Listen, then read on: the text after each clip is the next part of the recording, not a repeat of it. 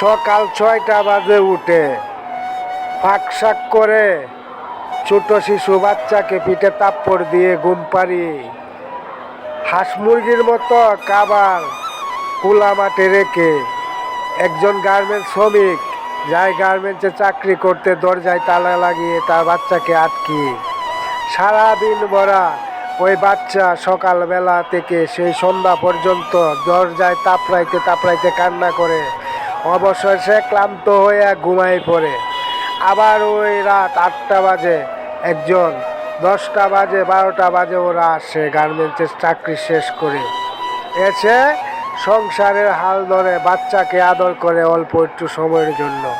আবার সেই রাত্র গভীর হয়, আবার সেই সকালে চলে যেতে হয়। এর চেয়ে বড় কষ্ট গার্মেন্টসের চাকরি ছাড়া কিছুই বা আছে বলেন?